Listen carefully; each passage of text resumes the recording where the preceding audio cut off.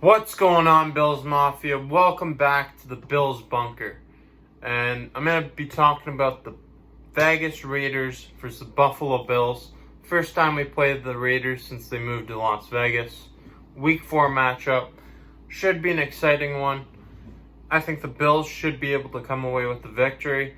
I've seen a lot of people posting about how the Raiders are going to pull an upset, or the Raiders are a very underrated team. What? I see it as the Bills defense should just be able to shut down the Raiders offense, and the Bills offense should be able to put points up against the poorest defense in Las Vegas. And I mean, that's pretty much the name of the game. It is. Make stops on defense, score on offense. I know that's pretty basic analysis, but it's what I see happening. I mean, my prediction for this game, let's say a score of 31-13 for the Buffalo Bills. So the first position group that we're going to go over is quarterback, where you have Derek Carr, Marcus Mariota, and Nathan Peterman against Josh Allen. I'm taking Josh Allen over Derek Carr and over Nathan Peterman. What? And Marcus Mariota. Mariota, probably a bust. First round pick. And then Derek Carr, Derek Carr doesn't have it. He just doesn't have it. He's good enough to be in the NFL. Good starting quarterback, but he's not he doesn't have the it factor that will get you into the playoffs, get you playoff victories. He doesn't have it. Josh Allen, I think he has it. He's a leader. Brings a fiery attitude every week. He wants to win like crazy, and he leads his team on his back. Josh Allen over Derek Carr, Nathan Peterman, or Marcus Mariota any day of the week. When you look at the running back position, the Bills were 8th in rushing yards last season versus the Raiders in 11th. But you got to take into consideration the amount of rushing yards that Josh Allen actually has each year. I mean, he's a really good running quarterback, and he's a dual threat. So that takes away from what the running back group does in Buffalo. But with Frank Gore there last year being replaced by Zach Moss, I really like that replacement. I loved Frank Gore and what he did for Buffalo. Great veteran presence. But to replace him, that's a great young man to do it. 22 years old, shifty running back. He can bull you over. Zach Moss is going to be a great back in the NFL. I'm sure of it. He carried Utah on his back. He had three 1,000-yard seasons. Left the school as the all-time leader in rushing yards and scoring. I mean, Zach Moss is going to be an impact player in the NFL. And Devin Singletary is an impact player in the NFL already. So, I'm taking the Raiders over this group, though. I mean, Josh Jacobs is an elite running back. He's going to be a superstar in this league, probably for years to come. Along with Jalen Richard, I'll take the Raiders running back core over ours in Buffalo for this one. At the wide receiver position, the Las Vegas Raiders have a great young trio in Hunter Renfrow, Henry Ruggs, and Tyrell Williams.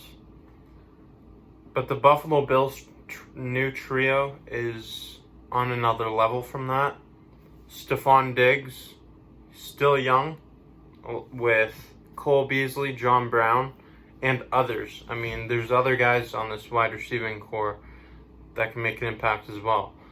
You have Isaiah McKenzie, Robert Foster, Duke Williams. A lot of guys that are going to be fighting for roster spots with some draft picks as well. I like the Buffalo Bills wide receiving core here. It's not really close, but the Raiders could be very They have potential to be an elite wide receiving core in the next couple of years. I really like Hunter Renfrow. I think he's got a lot of potential. Tyrell Williams is pretty decent. And Henry Ruggs is a speedster who I expect to have a very successful NFL career. So if they can piece those three together, I mean, they're going to be a good receiving core for years to come. The tight end position. The Buffalo Bills have an abundance of pieces here. They've got a lot of young pieces. Dawson Knox, Tommy Sweeney, Kroom, Lee Smith still here, Tyler Croft. I mean, it's alright, but the Raiders have Darren Waller, very good young tight end, going to be making an impact for a lot of years, along with Jason Witten. Witten was in the booth not too long ago, calling the games on Monday night, Sunday night, whatever, and that didn't work out, so he went back to the NFL last year, played in Dallas. I mean, he's just doing the same thing as he's been doing for the last 5 years or so. Running a 5-yard pass, catching, not much run after catch for him. He can still make some big catches on big downs, but he's more of a blocking guy at this point, not someone who's going to beat you downfield. The Raiders have the better tight end group here, and Jason Witten's presence should be a pretty good impact for the Raiders offense. I mean, his veteran presence is enough to make an impact on a team. I've been on record on here saying that the Buffalo Bills offensive line is a unit that I love, and it really is. But when you compare it to the unit in Las Vegas, it's not really comparable. The Raiders have a lot of talent there, a lot of veteran presences, some superstars. Richie Incognito, Rodney Hudson, those two are very good. Rodney Hudson, been there for years, locking it down at center, making an impact on any run or pass. Richie Incognito did the same in Miami and here for a while. Now he's out there again in Las Vegas, but the Raiders have the advantage here. The defensive line unit for the Vegas Raiders, consisting of Jonathan Hankins, Malik Collins, and Carl Nassib, it's an alright unit. Cleveland Farrell as well. They have a lot of young guys on this defense, but I like Buffalo's defensive line more. They've got a lot of rotational pieces that can make big impact plays for the team. Ed Oliver is going to be a beast if he gets suspended this year, whenever he gets back, whenever he starts playing. He could play week 1 for all we know. He's going to be a beast. Harrison Phillips is another guy to look out for. Mario Addison, 33 years old, signs back in Sean McDermott's defensive scheme. Cannot wait for that. Jerry Hughes coming back from an injury last year. Can't wait to see him in his 8th season with the team. I give the Bills defensive line unit the advantage over the Vegas Raiders here. Las Vegas Raiders addressed a huge need at linebacker, bringing in Nick Kwiatkowski and Corey Littleton. That's a much improved linebacking unit, but it is not comparable to the Buffalo Bills with young stud Tremaine Edmonds, only 22 years old. He can drop back into coverage. He can zone. He can blitz that gap. He can do it all. Tremaine Edmonds is going to be one of the best linebackers in the NFL for a long time. He's only 22, and I think he's close to the top 10 in the NFL right now. Matt Milano, super underrated outside linebacker. Can run from one side of the field to the other, make a tackle, and no one would blink an eye. I mean, it's just something that you see so often that you take it for granted as a Bills fan. Matt Milano's in on almost every tackle. And then we have A.J. Klein coming back into the Carolina defensive scheme that he ran with Sean McDermott. That's great, more familiarity. Keep bringing it. Josh Norman's here too. We're going to get to that in a second, the secondary. But the linebacking core, Buffalo Bills have the advantage for sure. So let's compare the defensive secondaries. I'm going to get it out of the way before I even break it down. The Bills have the advantage, and it's not even close. Check that off for Buffalo.